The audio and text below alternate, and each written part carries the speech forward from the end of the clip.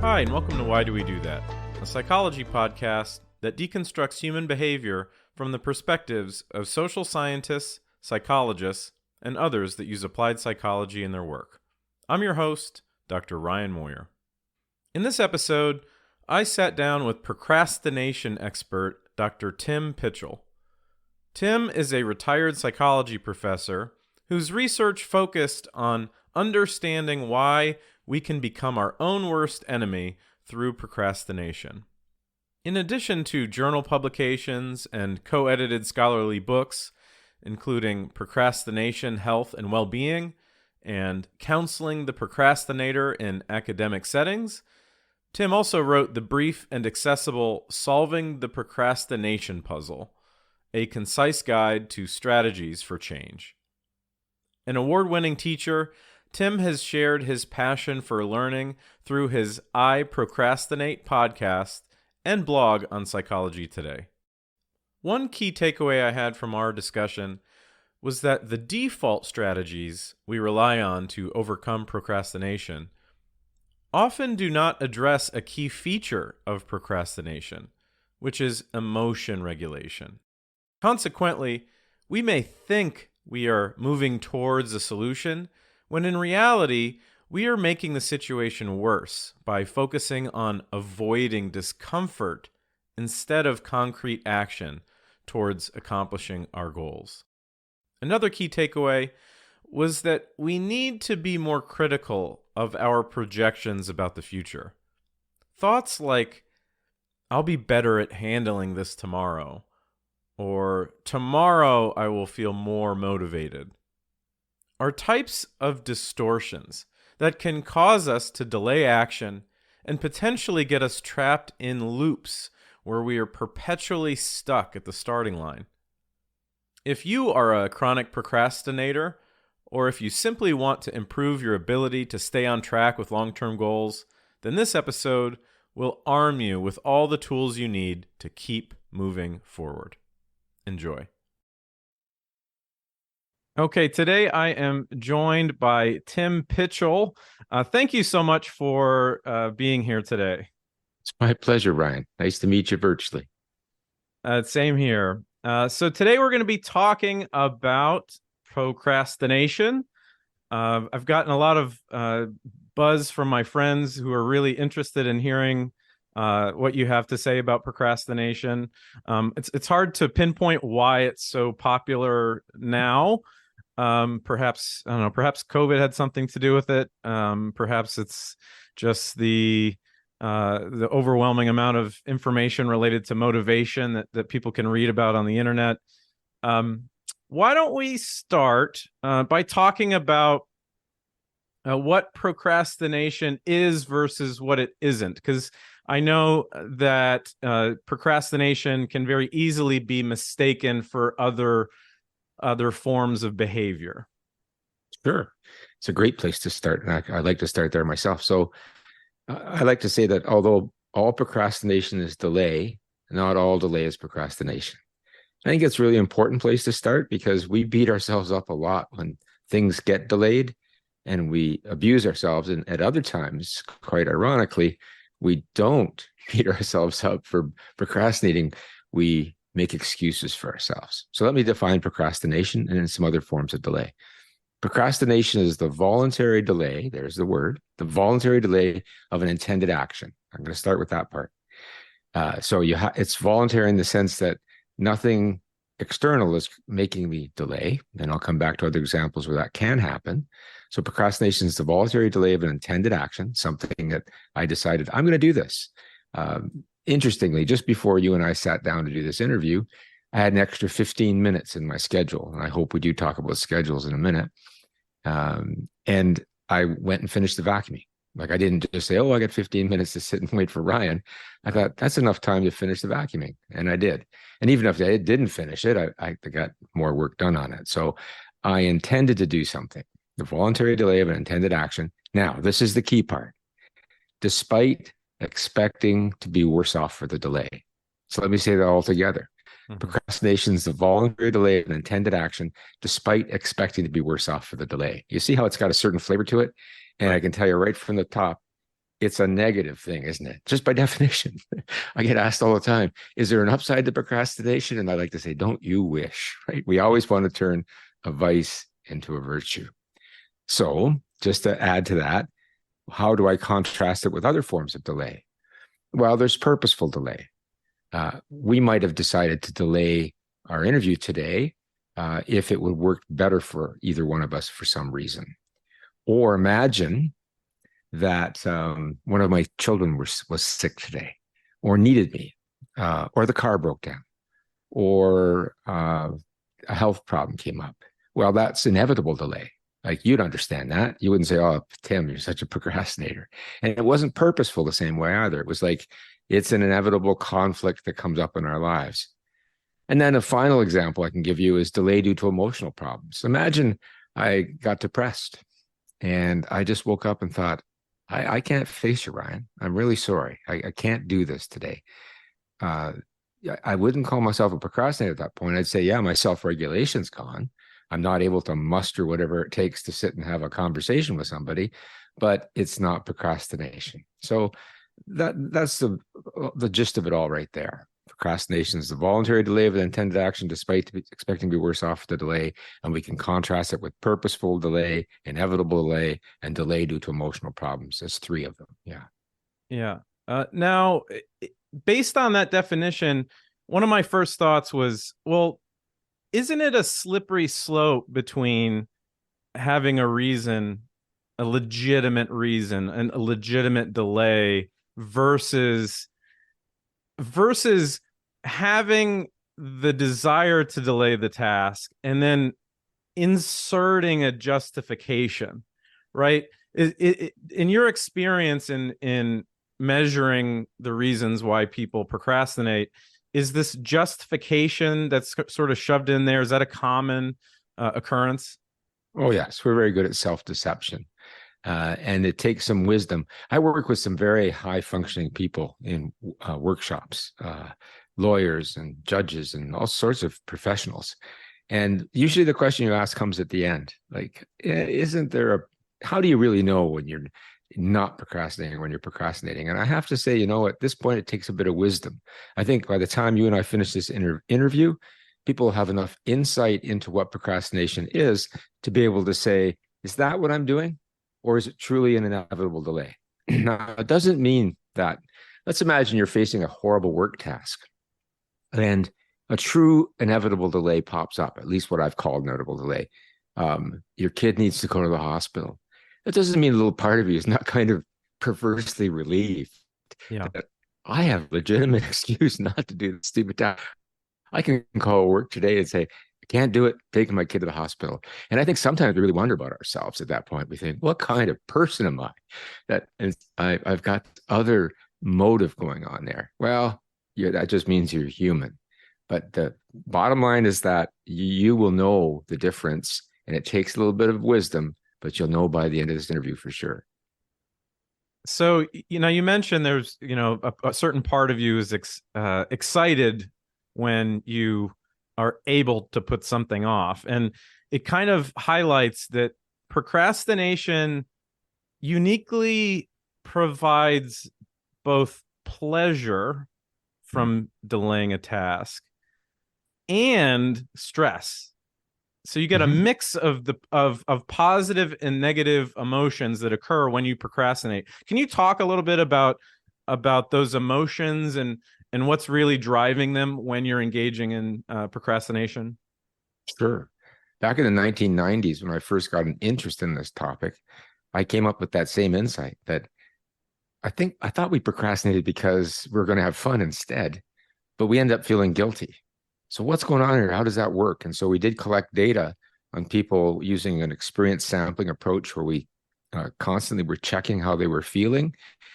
And sure enough, when you put off that you really don't want to do, there is an uptick in your well-being. You're happier for the moment. But in the back of your mind, because of the nature of procrastination, expecting to be worse off for the delay, you made an intention with the idea that this is the one I should be doing this. You can't help but have that cognitive dissonance. And then what's a great indicator of cognitive dissonance? One emotion, guilt.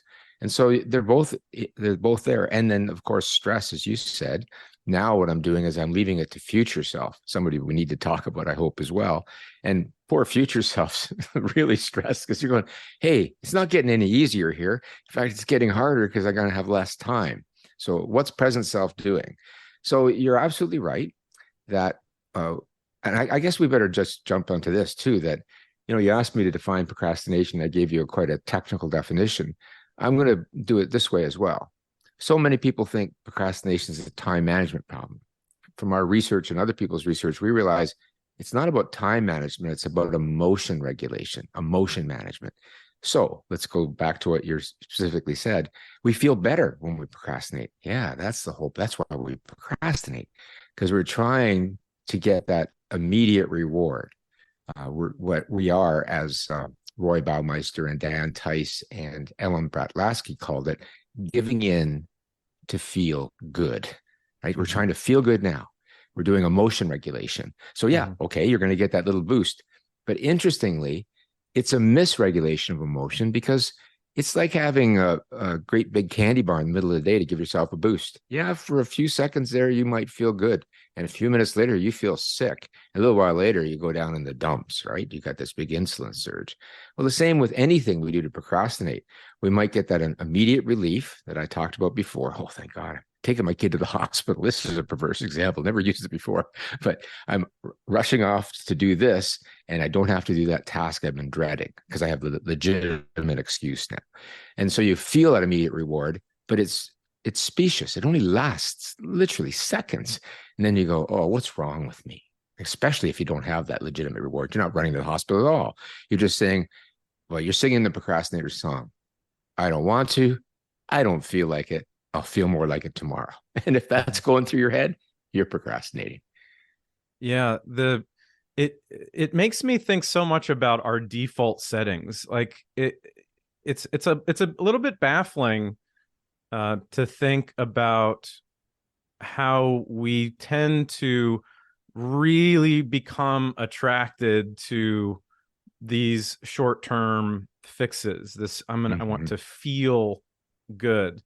I wonder, I wonder, is there some sort of positive benefit from this, whether it's in very specific circumstances, or is is there something else we can mine from procrastination, in the sense that maybe procrastination is signaling we shouldn't be doing this, maybe we should be doing something else.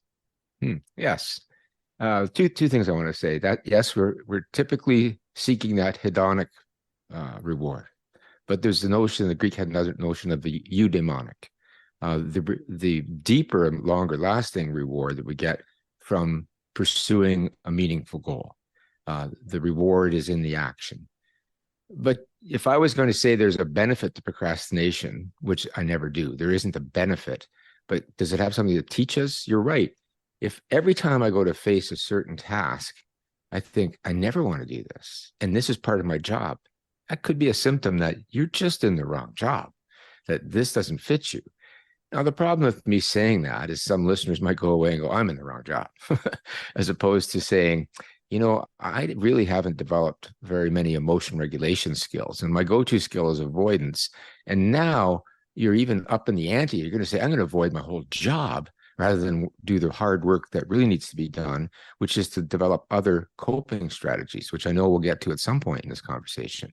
But yeah, to answer your question directly again and to repeat that, yeah, if I'm constantly finding that I'm procrastinating in some domains on some tasks, it's probably saying to me that this project, it shouldn't be on my project list. I should outsource it, or I should find some other way to not be involved in this, because it just doesn't do anything for me, especially if it's the only thing I'm procrastinating on. I want to talk about procrastination and culture for a little bit. I'm curious as to what you think the role is the role that culture plays in either encouraging or discouraging procrastination. So I was thinking, 20, 30 years ago, it was socially acceptable to throw around the term lazy, right? You could just say He's lazy. you could say quit being lazy, and it Mhm. was socially acceptable. Now, not so much. Now, I I miss these days, and I'm gonna try to not sound like an a-hole here. I'm not too, advocating. too late. Yeah, right. I'm not advocating for, disrespecting people. I'm not advocating for, downplaying attentional deficits, things that we measure in whether it's learning disability or cognitive disability. I'm not advocating for any of that. But I'm curious as to your specific thoughts on if we've made any errors in sort of completely changing the language that we use when we talk about people not taking action. Yeah, that's a great question and a difficult question. There is no psychology of laziness. You go to any psychological research database, you're not going to find a wealth of research on being lazy. And you're right, we impugn others with the term or ourselves. Oh, I'm so lazy, or you're so lazy. It's not politically correct anymore because it's Right. you're hammering on the individual, and not picking on the behavior, let's say. So maybe that's why we take it off the table. Now, I'm with you to a certain extent too, to say, I think the shoe fits sometimes. Like you never pick anything up around the house. You always take the easy way out, even though someone else has to pick up the pieces. I'd want to say you're lazy. Other people in psychology sometimes call that social loafing. I'm leaving it for you to do. But we don't really understand. I think that term is so big. It consists of many things. So I would rather stick with the notion that I'd like to understand what's happening emotionally when you face a task that leads you to avoid it, because that's what we really see. I don't see engagement, I see avoidance. And so rather than impugn some higher order thing, laziness, which is abstract and you can't see, what am I observing? I'm observing you're not engaging, you're avoiding. And I want to understand why is that going on? And I would say the story is around you're needing to do that emotionally. In fact, my son and I had an interesting debate just last night. After dinner, he got a second helping of dinner, which is not like him. He said, "Oh, this is too much." And we were talking, and he said, "There's an obesity problem." And I said, "Yeah, there's an obesity problem for sure. The types of foods that we prepare." I said, "But some of it is because a lot of it is emotional eating," and he hadn't Yeah. talked about this before. Emotional eating is very similar to procrastination. They're both self-regulation failures. We all know what emotional eating is. I think that I get to the second row of cookies in the bag, and that's quite a few cookies already. Mm-hmm. I know I'm not eating because I'm hungry, right? And nutritionists will say, yeah, you're eating to fill some sort of hole, an emotional hole. And procrastination is very similar.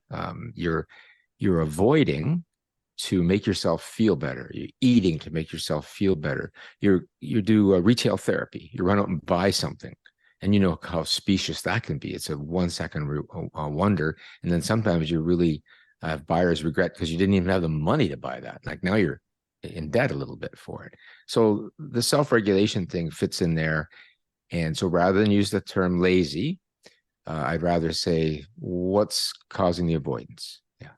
So you kind of touched on this idea that so many behaviors that you might not connect together all sort of feed into um, emotional regulation, right? So you just connected procrastination and eating, for example. Mm-hmm. In your book, you talk a little bit about delayed gratification, that there is a little bit of overlap between the work on procrastination and all of the research on self-control, on delayed gratification. Could you talk a little bit about why delayed gratification relates so much to procrastination?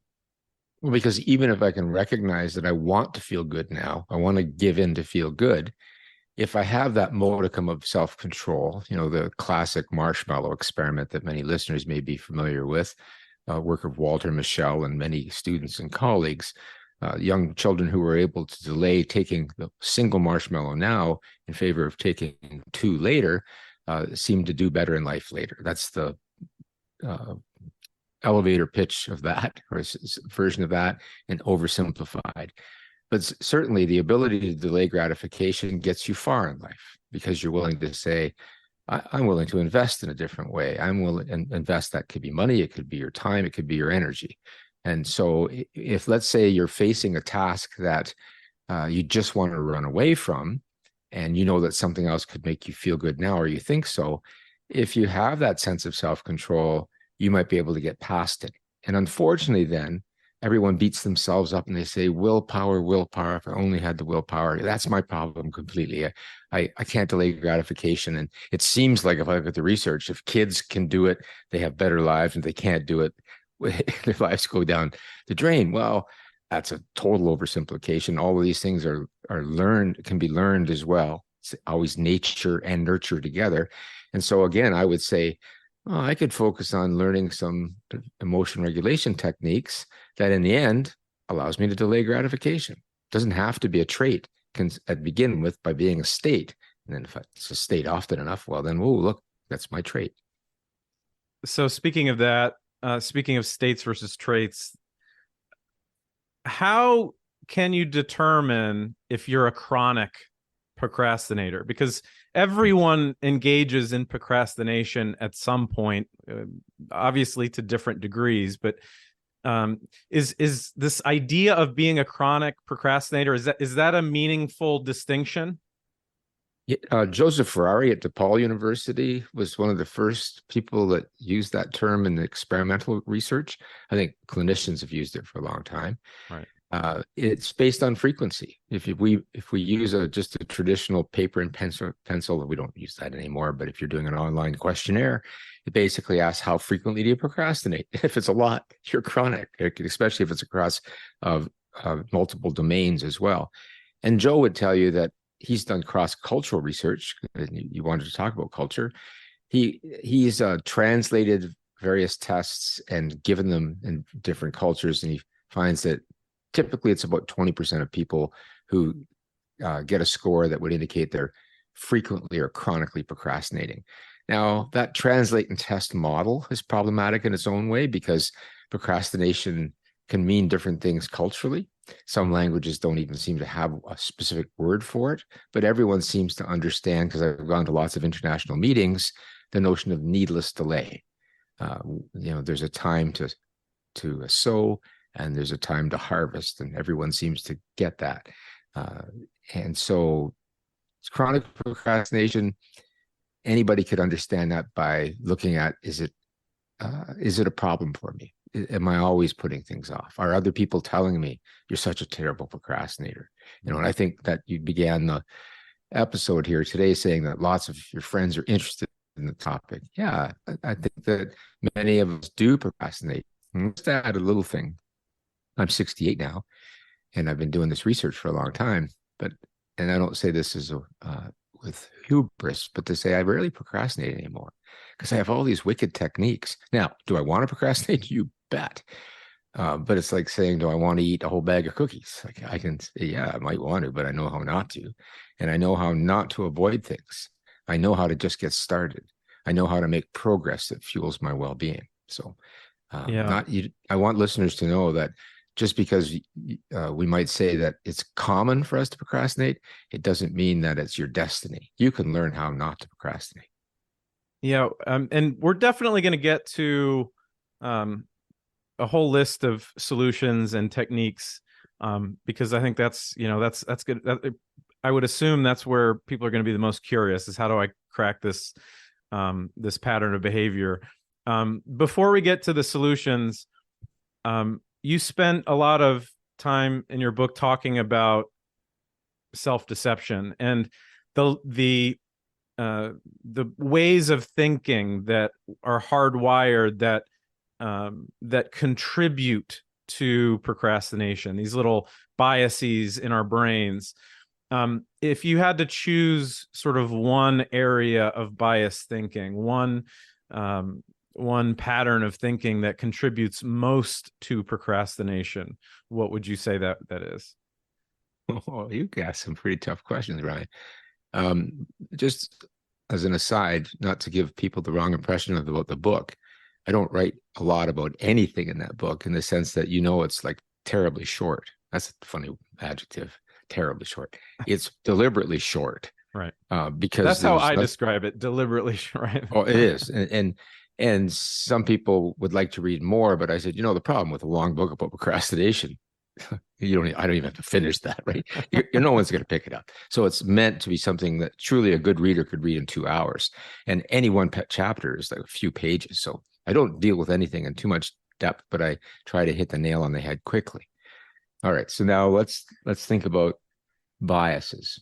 Well, there's in 2017, Richard Taylor from the University of Chicago won the Nobel Prize in economics uh, for his work in behavioral economics. And he's co-written a book called Nudge that many people will know about, how we can move ourselves forward by kind of playing on those biases that we have, like taking them into account and just pushing ourselves in the right direction. And I heard him once say, my favorite thing I ever heard him say, it was in an interview. I was watching him on television. And he said, we're more like Homer Simpson than we are Homo economicus. And I just love if your listeners don't know who Homer Simpson is, he's a cartoon character that just know that he's probably the world's worst dad. He's a buffoon and totally irrational. But, for a Nobel Prize winning social scientist to say we're more like him than Homo economicus, that's just shouts at us to say we are predictably irrational. And so I think we have to accept that. And one of the ways we're predictably irrational is the way we predict how we're going to feel later.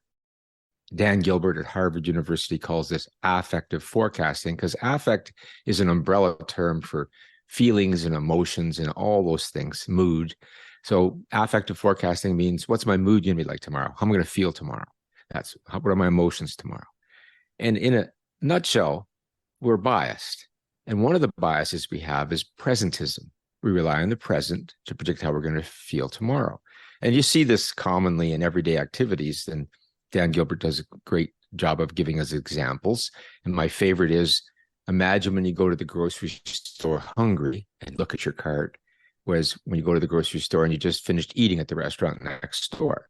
Well, their research and your own intuitions will tell you that your carts look different. When you're hungry, you got a second cart full of your favorite comfort food. When you're full, you're saying, oh, we don't need that much this week, because we're relying on the present to predict how we're going to feel in the future. So how does that relate to procrastination? Well, we go back to that misregulation of emotion I talked about earlier. So you look at a task and you go, oh, I don't want to. I don't feel like it. I'll feel more like it tomorrow. And you decide to put it off. Now, at that moment, and I've asked audiences this for years, how do you feel? And everyone will say relieved. And some people will be more honest and say, I feel great. I'm not doing that thing. I didn't want to do it. Yeah, you feel great. So how do you think you're going to feel about it tomorrow? Because that's when you say you're going to do it. Well, because of presentism, that bias, you asked me about biases, we think we're going to feel more like it tomorrow. So that insight is really important, because we often think, but I think I'm going to feel like it tomorrow. Well, you think that because you're relying on a present emotional state and not taking into account that tomorrow's a different day, and the task is going to be the same. So there's an example of a few that I give in the book, and that one's on affective forecasting and presentism, about how that gets in the way of us acting now, because we can convince ourselves as part of that self-deception that I'm going to feel more like it tomorrow. Now, I know some of your listeners are going, but I can remember times when I did. Yeah, but the problem is that now your back is against the wall. So now you got a fire lit under your butt in a different way. And so you don't work better under pressure, but you are working under pressure, because very few people don't do it at all. They just do it at the last minute. And then people will say, yeah, but I work better under pressure. We don't see that in research. We see people make more errors of omission and errors of commission when they're put under pressure. And of course, just because you have less time, for some tasks by its very nature, you can't do the job as well. Let's take writing, for example, which many tasks involve. Without at least proofreading, but better yet, revising, your writing's never going to be as good. But you feel great about your writing at that moment because you got something done at least, right?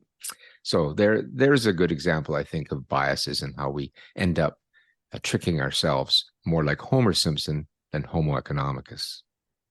Yeah, the boost, that relief that you get when putting something off, even even a day. That's personally that's the part of procrastination I relate to the most. And it almost feels like a snowball effect. Like I'm wondering Hmm. if you see in the research that the more you put off a task, the harder it is to start. Because that's Hmm. some of the feeling I get is after a task, after I procrastinate for a couple days, that task, I feel like I'm invincible in terms of how far off into the future I can put it. I just motivated to push and push and push. um Yeah. do you see that slippery slope phenomenon?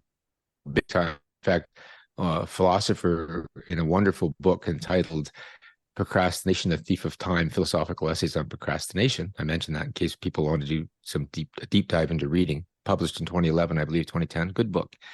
Um, one of the editors wrote about intransitive preference structures, and I won't stay long on this because it sounds so jargony.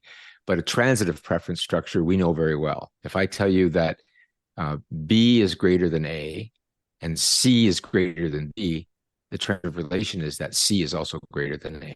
You all get that. Maybe you didn't keep up with it because I'm only saying it verbally, but we all know that about transitive relations. The interesting thing with procrastination is you go, I'll feel more like doing it. So it's Monday. I'll feel more like doing it Tuesday. It's Tuesday. I'll feel more like doing it Wednesday. It's Wednesday. I'll feel more like doing it Thursday. Friday comes. Oh, I wish I started Monday. That's when it does that intransitive flip. And so we're fooling ourselves when we make that judgment about our preference at that point in time. And unlike you, where you're saying that it's seductive to you to get that extra day, I'm the opposite. Like if I end a day where I had a task on there and I avoided it, I say, Tim, what's wrong with you? Like, you can do that. So why didn't you pull out some of the tricks that you use, the kind of the nudge notion? Because these tricks get me moving to get just some progress on it. Now, the last part of the answer I want to give you to that has to do with the very last chapter of that book that I know you've read, and that has to do with forgiveness. You see, when you put something off, you recognize that I intended to work on this yesterday, and I've used this expression before because I think we do this to ourselves. What's wrong with me? Like, why didn't I do it? And now it gets even a little bit more daunting. And if we don't forgive ourselves, we've learned this in our research, we're less likely to try again. But people who forgive themselves for the procrastination are more likely to try again. So what you're not addressing there, perhaps, is the non-conscious turmoil that you're experiencing. Even though on the surface you think, I feel great, I can do this tomorrow, no problem. Part of you is sweating, going, I'm not sure. That's why I put it off. I know I put it off because I'm not even sure I can do it. Because I kept saying, I don't feel like I don't want to. But sometimes it's because I don't know if I can do this, and everyone's depending on me, and I could screw up, and I'm feeling like I can imposter. So there's all sorts of negative emotions that can be going on in there. So is there a slippery slope? You bet. Mm-hmm. Can we extract ourselves from it? Only with some honest facing ourselves, whether that be through self-forgiveness or even by saying, well, I'll save that too when we do some techniques. But Sure. I'll Yeah. Let's go right into it. We've sort of set the stage for the detail. We know the details about procrastination. It's an emotional regulation issue. Let's jump right into the solutions. Why don't we start by talking about what doesn't work? Because something tells me that there's sort of a default strategy that people will glom onto in order to treat their own procrastination. Sure. So what are some things that are common for people to do to address procrastination that just doesn't seem to work? So there are two that come to mind right away, Ryan, when I think about things that people do that actually don't work. And one of them is to make a plan. There's nothing wrong with planning. But I have this comic strip, and you've seen some of those in the book themselves. And the very first comic that my friend, who's an artist and quite a funny guy, we created was someone's panicking about his or her work. and then says, a good meeting friend says, well, you need a daily planner. And so it plans out the whole day. And then a few minutes later, a friend comes by and said, I thought you were busy. What are you doing? He's watching television or playing games. And, oh, my planner says I don't start until tomorrow. And I love the irony there that we capture in that comic, because that's what we do.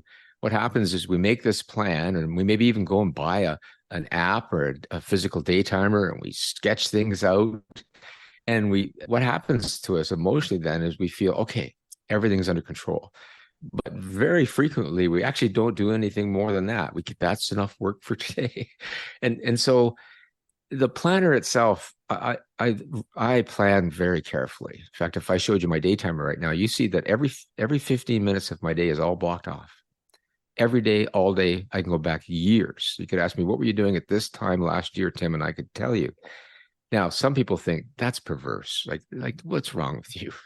Like Freud would say, are you like anal retentive? Isn't that a horrible prison?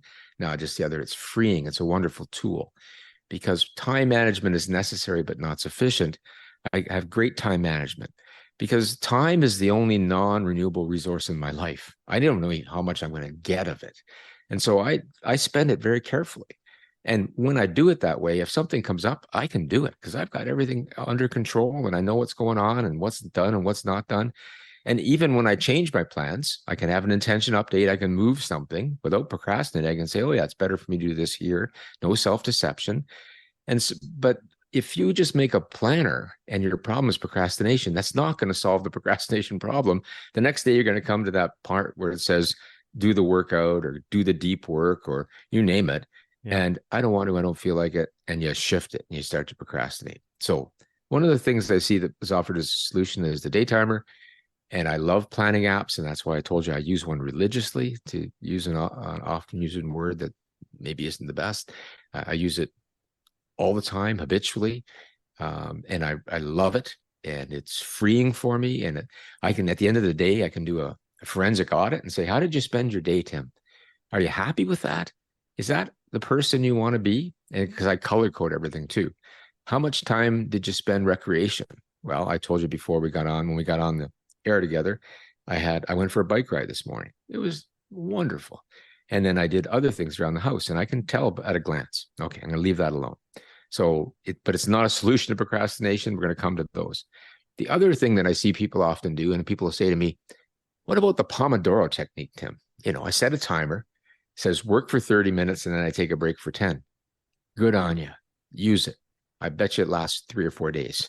Because then all of a sudden what you realize is that, wow, this is a very deeply philosophical thing. Jean-Paul Sartre wrote about this. He called them guardrails.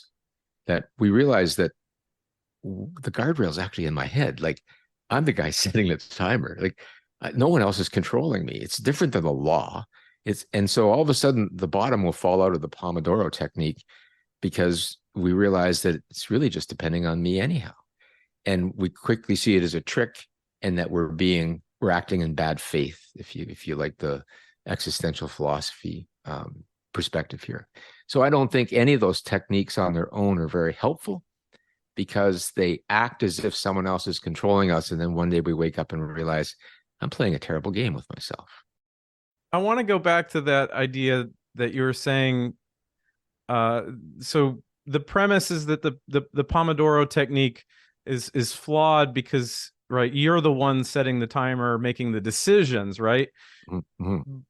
Isn't that the problem with any sort of self-binding, self-constraints that we put on our behavior, whether it's self-incentives where we say, if I work on writing this paper for an hour, I'll give myself a treat, something like that, which again, that's sort of idea of self-imposing rewards, self-imposing restraint or constraints on our behavior. That's a big part of the motivation research, is to put these, apply these self-directed barriers and incentives. But I got the feeling when you were talking about the Pomodoro method that maybe you think that that's not necessarily the ideal approach. Is there a clarification there that you'd like to make? Yes, thank you. I will clarify. And I think it's implicit in what you were saying. It has to fit. Like I think the Pomodoro technique can work for some people Mhm. if it fits them really well. But if you just use it as a band-aid and say, this is going to fix your procrastination, I'll say, not a chance in the world. The same author that wrote about intransitive preference structures wrote about how she did exactly what you were talking about. When she became a new faculty member, she realized she wasn't exercising as much as she did or wanted to. And knew she had the perverse ability to withhold her Friday night dinner out, which she really loved, making it contingent upon her going to the gym. She leveraged her own self-control. We all have these quirks. Like we all have areas where we have control and we don't have self-control. And if we learn to leverage those, that's very powerful. I can also make sure that I don't have to think about it as a solitary internal characteristic. There's this notion of extended will that's really important. And what I mean by that is extended will has the notion of extended cognition. Both one is the extending your thinking and one is extending your will. And I think we all know what extended thinking is like. If I said to you, what's 4 times 4, you'd say 16. You wouldn't miss a beat.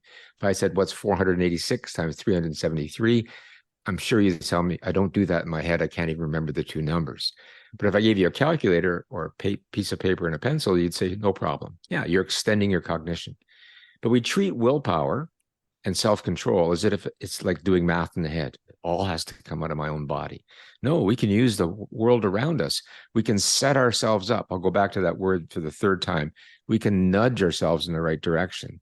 So, for example, I can make a slide, is what one of the authors, Joel Anderson and Joe Heath, call this in terms of extended will. Imagine that you want to go for a run in the morning. I put my running clothes right next to the bed. So when I put my feet on the floor, I go, there's my running clothes. Let's put them on. Like it's a little tiny nudge to get you doing what you're supposed to be doing. And so those things can make a big difference that way.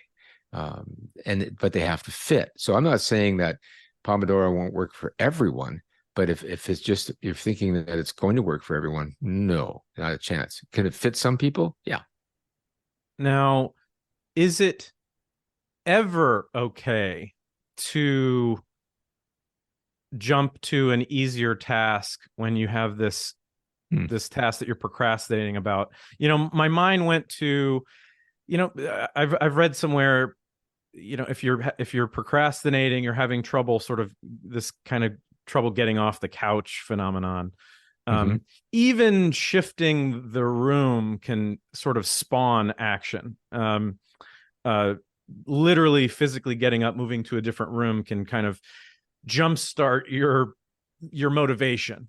Mm-hmm. So, are you comfortable saying that generally we shouldn't be doing anything other than the task that we're waiting to complete, or are there some caveats, some things that are okay to do instead of the task that we're procrastinating about? That question takes me back to your earlier question about how do you know whether or not you're self-deceiving. There's a little bit of insight there because there's nothing wrong with, some people call it priming the pump, getting started on a few easier tasks, getting some momentum up, and then boom, you go into the big task. But the other problem is, and you see this with people a lot, is that they start doing all the little tasks and their whole motive is to avoid the big task. We call this compensatory procrastination in its own way, because you're compensating. I didn't get that big project done today, but the dishes are done, the clothes are put away, the house is vacuumed. You're doing all these things that are ostensibly on your to-do list, but weren't as important. Let's contrast that with, I'm at my desk and I've got this big report I could go right to, but instead I write a couple of emails first just to get warmed up. Fine. Like, imagine you and I were on a tennis court. Do we immediately start to serve at each other and start the match? No. We'll hit the ball back and forth a bit and we'll warm up. I'll even take a few practice serves. And you can do that with tasks as well, as long as what you're not doing is avoiding the game, to stay with that metaphor. I see. Now, one of the most powerful tools that you address for dealing with procrastination has to do with implementation intentions. Could you talk a little bit about what are implementation intentions and how they can help us address procrastination. Okay, but I'm going to do that, and I'm going to do a follow-up because that book was published in I wrote that book in 2010, so we're talking about 12 years. And I've put a lot more focus on emotion-focused coping, and I'm going to come back to that. But by no means am I taking away from implementation intentions, just I want to add this other. So we all have intentions. You and I had an intention today to sit down at 2 p.m. Eastern time and talk to each other.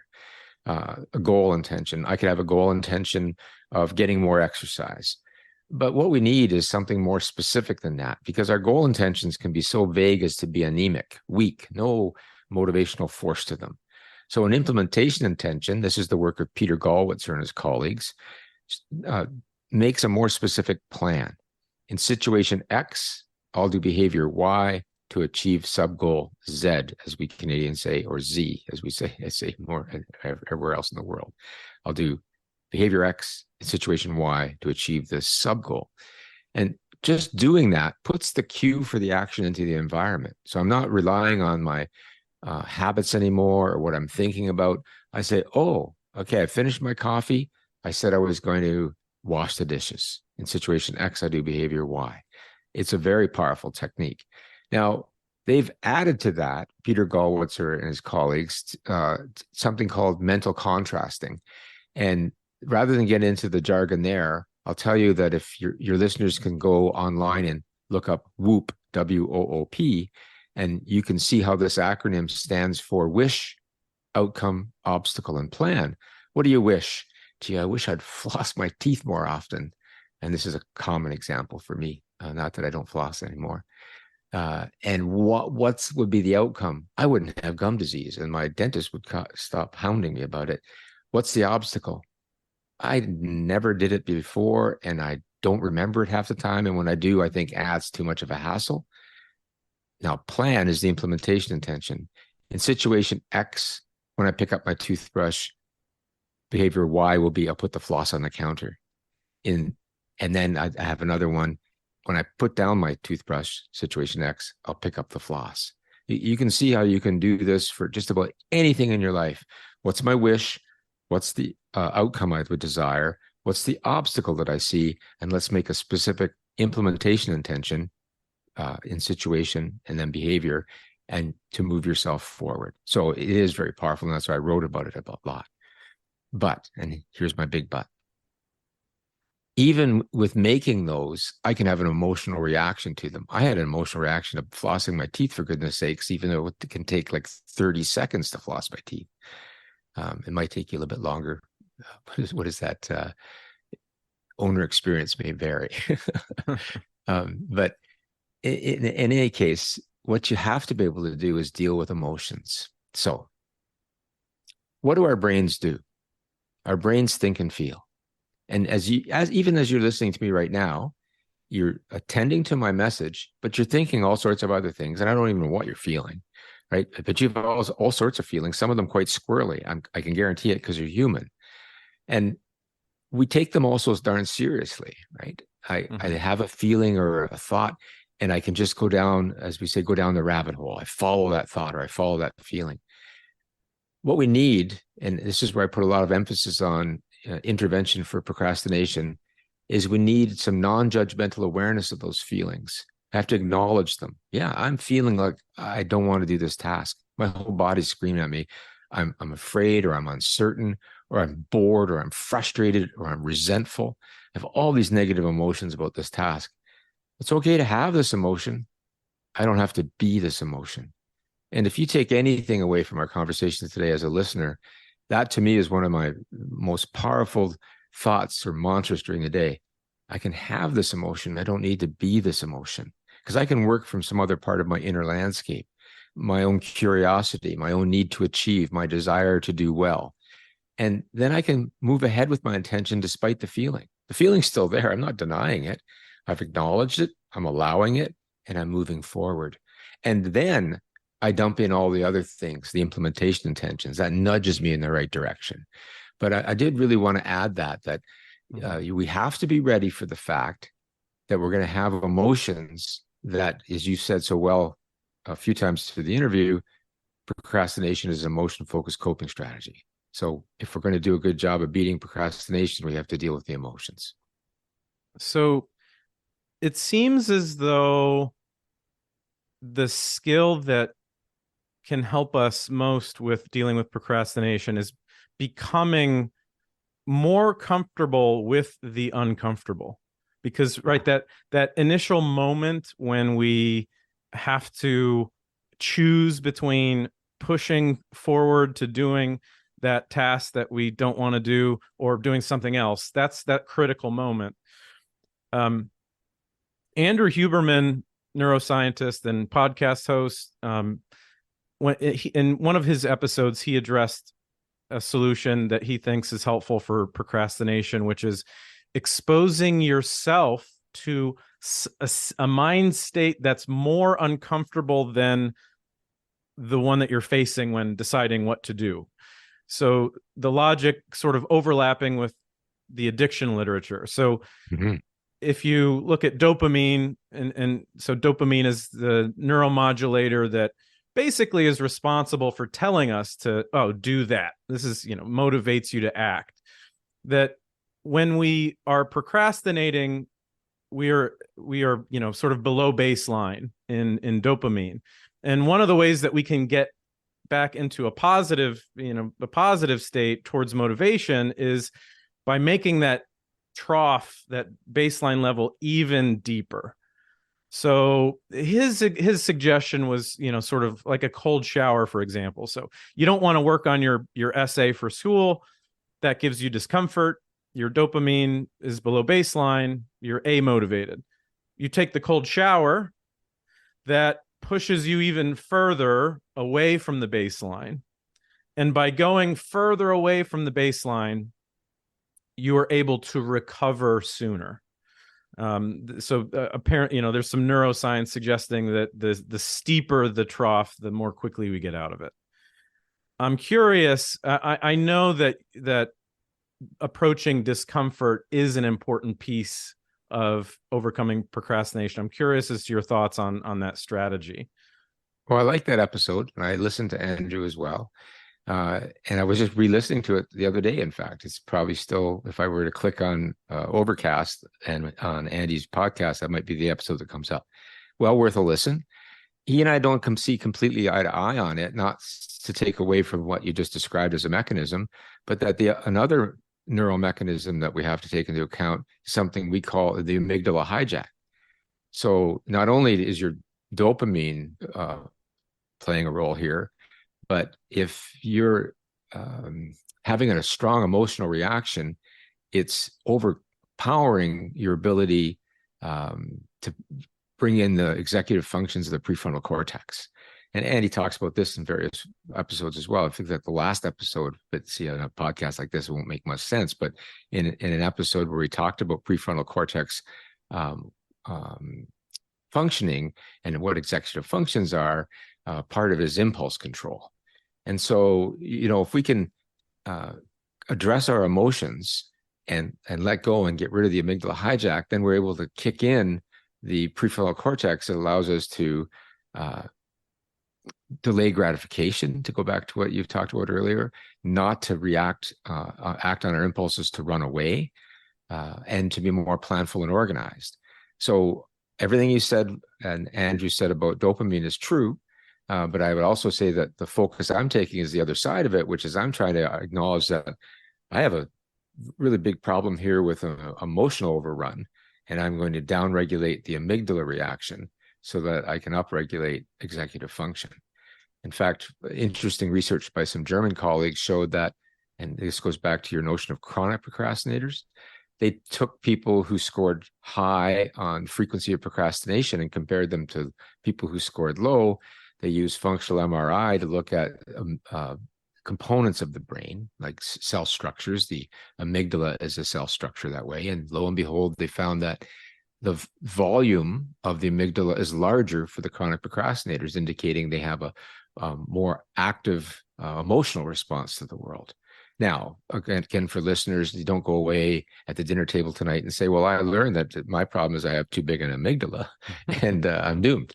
In fact, there's other research to show that mindfulness meditation can reduce the volume of the amygdala and the connections with other parts of the brain. And if just stay on Andy for a minute again too, if you listen to a lot of his episodes, you'll realize that he and all his guests that are neuroscientists quickly will say, yeah, the brain is crazy complex, and we're only beginning to understand that. And so I'm using my description of the amygdala hijack, or even your example of dropping the dopamine down lower and having that rebound up. Yeah, these are oversimplifications of the complexity of what's happening to us neurally. Yeah. Okay. Well, let's round out the solutions as we wrap up. Is there, I was thinking the most amount of procrastination, or perhaps the worst consequences of procrastination, relate to long-term goals, so things that require grit over time. For example, writing a book. As we close, could you just sort of maybe weave in a broad perspective on procrastination in terms of what else we need in our toolkit to pursue long-term goals that we might want to procrastinate about? Very good. Are you writing a book? I am not, but it is definitely, I have a feeling like the big projects in my life, yes, they are by far most likely the ones that I will procrastinate about. I don't procrastinate about small things. If I see, I've been able to overcome well, I need to clean. I can push right through that. The hardest time I have is with the big projects, the ones where they require basically no reward until yes, long in the future. No short-term reward. Even back, if you think of Stephen Covey's 7 Habits of Highly Effective People, you're operating in the urgent short-term frame really well, but not in the non-urgent long-term. Yeah. And I agree with you. That's where a lot of us can procrastinate because there's no inherent reward or push. So I think I love your idea of a toolbox, because you got to use these different tools different ways. So the very first thing is you do need to be planful. As I said, time management is necessary, but not sufficient. So you should have intentions and goals. And then I would say, and you need to make implementation intentions so that you're starting to situate what you're going to do when. That's very helpful. You want to acknowledge that you're not going to feel like it necessarily. In fact, as you're planning, you might be all stoked, but when it comes to that time, don't think that, remembering the bias, the affective forecasting, now you're going to feel the same way. So don't be startled by that. And when you have those emotions, non-judgmental awareness. Yeah, I'm kind of freaking out here. I don't want to do this at all. And I'm trying to wiggle out of it. It will only take a minute to, and you're going down the slippery slope there. Because you say, I'll only take a minute to check my email or my social media feed. And of course, 3 hours later, you wonder, how the hell did I get here? So stay put. One of the first things you have to do, perhaps, in terms of motion regulation is just take a couple of deep breaths. If you find your whole body wanting to run away from a task, that big writing task, for example, or something else that's long-term, take a few deep breaths just to literally calm your body down. Go back to amygdala hijack for a moment. You can downregulate that way. And then address the emotions that are there, allow them. And then this is magic, and we haven't talked about this yet, although in the book you've been reading, the chapter is Just Get Started. And that came from some research we did in the 90s as well. Some of the research I already talked about tangentially. And I remember some listeners of my own podcast came back to me and said, Dr. Pychyl, it's just so great you put all this stuff up here, but you say just get started. And sir, if I could just get started, I wouldn't have a procrastination problem. Could you do a little better than that, do you think? Well, yeah, exactly. I'm glad you laughed, because I did too. So I went to David Allen, and people who have read anything on time management have run into David Allen and getting things done. And he says so beautifully, we don't do projects, we don't do tasks, we do actions. And I thought, yeah, that's where I need to hang my hat. And this is another huge mantra for me. I mentioned the one, I can have this feeling without being this feeling. This is my go-to strategy throughout a day where I'm not very motivated. What's the next action? And keep that action as small as possible. And it could be that I want to start that big task. Well, what's the next action? I need to open my laptop and open Word and either open the document I've already started or start a new document. I can do that. I'm not thinking any further than that, but I'm actually opening it up and doing that. And now I'm going to go back to your example of, well, could you do something small rather than jump right into the meat of it? Yeah, if I'm not ready to write the opening sentence of something, I could say, okay, I'm just going to throw out a few title ideas, and maybe I'll just move through the references and write down things that I want to make sure I include. And because now I'm starting to get the juices flowing, and I realize I'm working on it. I'm doing it, right? And then I might say, well, I don't know where to start. I don't have to start at the beginning. I can start in the middle. I'll say, what would you write if you're going to write something? And just start to write. You see, what's the next action is so crucial that way, because what we've seen from social psychological research is that progress on a goal, no matter how small, fuels our well-being. It's one of the few places we see this upward spiral, because when your well-being's fueled, you make a bit more progress. And so there's nothing so powerful as to say, what's the next action? Now, again, the toolbox idea, I know I'm going to have to be ready for other things. Like all of a sudden I hit a tough spot and I'm having these negative emotions. I might have to breathe again and down regulate. I just got to stay where I am. And then there's another big one. I've talked about forgiveness, but I want to talk about perfectionism, because I think a lot of listeners are there because not only they procrastinate, but they really are suffering with a lot of perfectionism. And there's a wonderful Canadian poet songwriter that many people will know by the name of Leonard Cohen. He died in 2016 now. And he has this wonderful song, Anthem. And in that song, he sings, or he reads, ring the bells that still can ring. Forget your perfect offering. There's a crack in everything. That's how the light gets in. And in saying that, it's another one of the things I have to remember on days when I really need some light, but I'm fighting against the cracks, the things that make me feel ashamed to be me, or I feel like I'm not living up to my own expectations, that we're not perfect. And it's in accepting our common humanity that we find a space for self-forgiveness and a willingness to try again. Because if you're struggling with procrastination, that's a self-change project. And it's always going to be 2 steps forward and 1 step back, or some days 3 or 4 steps back. And if you're not willing to open up to that and just say, yeah, I'm not perfect, and nobody is, and some people call it redemption. There's all sorts of traditions around this, but to let yourself be that and then regroup and move forward, then you're really not going to win the war. You'll win the odd little battle with an implementation intention or what's the next action. But you're going to have to become comfortable in your own skin and recognize that, yeah, I got this stupid monkey mind, thinks and feels. And I just got to recognize that's what it does. It's okay. I can still move on with my goals. So there's a whole bunch of things, right? And I try to paint it into the kind of a temporal flow of what it means to be a human being, trying to get on with one's life. Because in the very end, procrastination in some ways is not getting on with life itself, because this isn't a dress rehearsal. You don't get to make up. You and I don't get to make this hour up again, right? We chose to be together for an hour. You showed up, I showed up, and that hour is gone. And so the question becomes, what are you going to do with the next hour and the next hour? And rather than let that overwhelm you, just say, yeah, but that's me authentically engaging with my life. And if you're doing that, there's no procrastination anymore. Well, I'm glad you were able to just mix the practical aspects of addressing procrastination with some of the philosophical elements. I think that is especially helpful when tackling something like procrastination, because it has the potential to always be with us. And thank you so much. I appreciate you being on today. Tim Pychyl, everyone. Thanks, Ryan.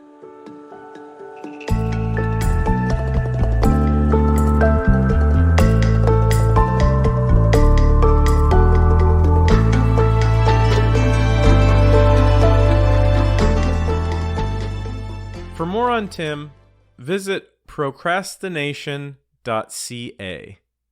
Also, check out his book, Solving the Procrastination Puzzle, a concise guide to strategies for change. Finally, I would also recommend listening to Tim's series on procrastination through Sam Harris's Waking Up app. If you enjoy this podcast, please share an episode with 2 of your friends.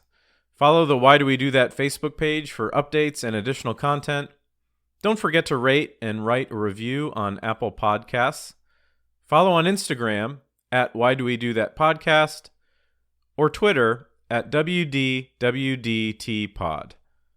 As always, feel free to email me with comments or guest suggestions at whydowethatpodcast@gmail.com. Until next time, this is Dr. Ryan Moyer, hoping you found some answers to the question, why do we do that?